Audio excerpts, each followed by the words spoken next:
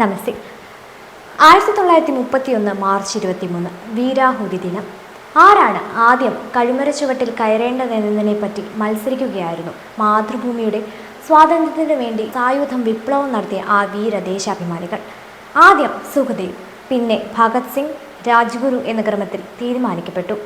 വിപ്ലവം ജയിക്കട്ടെ എന്ന മുദ്രാവാക്യം മുഴങ്ങി. അവർ ജയിൽ മുറികളിൽ നിന്നും പുറത്തെത്തി. സഹതടവുകാരുടെ ഏറ്റുവിളികളിൽ ജയിലറകൾ പ്രകമ്പനം കൊണ്ടു. കയർക്കുരുക്കുകൾ അവർ സ്വയം കഴുത്തിലണിഞ്ഞു. നിമിഷങ്ങൾക്കുള്ളിൽ കഴുമരത്തിന്റെ പലക നീങ്ങി.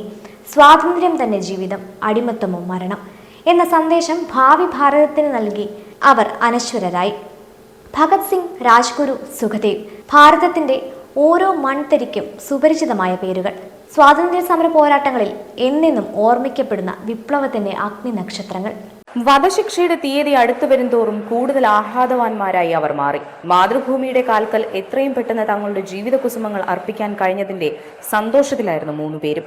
തന്റെ മകന്റെ ജീവിതം നീട്ടിത്തരണമെന്ന വൈസ്രോയിയോട് അച്ഛൻ ആവശ്യപ്പെട്ടതിന്റെ ദേഷ്യം ഭഗത് സിംഗ് മരണം വരെ കാത്തു സൂക്ഷിച്ചിരുന്നു. അച്ഛൻ തന്നെ പിന്നിൽ നിന്ന് കുത്തിയെന്നാണ് ആ ധീരദേശാഭിമാനി അതിനെപ്പറ്റി വിലപിച്ചത്. യഥാർത്ഥത്തിൽ മാർച്ച് 24 വധശിക്ഷ നടപ്പാക്കേണ്ട ദിവസം. എന്നാൽ രക്തസാക്ഷികൾക്ക് ലഭിക്കാൻ പോകുന്ന പിന്തുണ സർക്കാരിന് തലവേദന സൃഷ്ടിക്കുമെന്ന് മനസ്സിലാക്കിയ ബ്രിട്ടീഷുകാർ ഒരു ദിവസം മുൻപേ ശിക്ഷ നടപ്പാക്കുകയായിരുന്നു. ജയിലിലെ ഏറ്റവും ദുഃഖപൂർണമായ ദിവസമായിരുന്നു അത്. ഒരൊറ്റ തടവുകാരനും ഭക്ഷണം പോലും കഴിക്കാനായില്ല.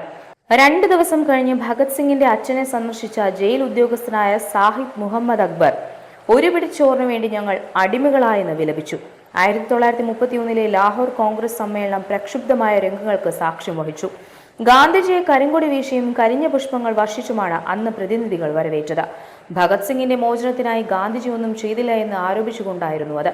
ബ്രിട്ടീഷ് സർക്കാരിനെതിരെ അവസാന സായുധ പോരാട്ടം നടത്തിയ നേതാജി സുഭാഷ് ചന്ദ്രബോസ് അന്ന് കോൺഗ്രസ് സമ്മേളനത്തിൽ വെച്ച് ഇങ്ങനെ പറഞ്ഞു: സങ്കടത്തിന്റെയും ദുഃഖത്തിന്റെയും കനത്ത നിഴലുകളിലാണ് നാം ഇന്നിവിടെ ചേർന്നിരിക്കുന്നത്. സർദാർ ഭഗത് സിംഗും രാജഗുരുവും സുഖ്ദേവും തീർച്ചയായും വിപ്ലവത്തിന്റെ പ്രതീകങ്ങളാണ്.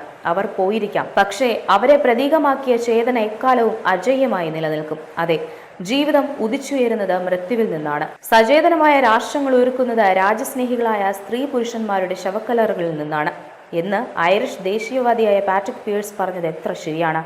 ഭഗത് സിംഗിന്റെയും രാജഗുരുവിന്റെയും സുഖദേവിന്റെയും പട്ടടകളിൽ നിന്നും കൊളുത്തിയെടുത്ത ദീപശിഖ പിൻഗാമികൾ ഏകസ്ഥിതരായി ഏറ്റുവാങ്ങിയതിന്റെ ഫലമാണ് നാം ഇന്ന് അനുഭവിക്കുന്ന സ്വാതന്ത്ര്യം. ധീര ബലിദാനികളെ, നിങ്ങളുടെ നിസ്വാർത്ഥത ഞങ്ങൾക്ക് സ്വാതന്ത്ര്യം തന്നു. നിങ്ങളുടെ വിയർപ്പിൽ ചോരയിൽ ഞങ്ങൾ സ്വാതന്ത്ര്യം രുചിച്ചു. നിങ്ങൾക്ക് സ്വാതന്ത്ര്യ ഭാരതത്തിന്റെ ഹിന്ദു വിശ്വാസിന്റെ ശതകോടി പ്രണാമങ്ങൾ.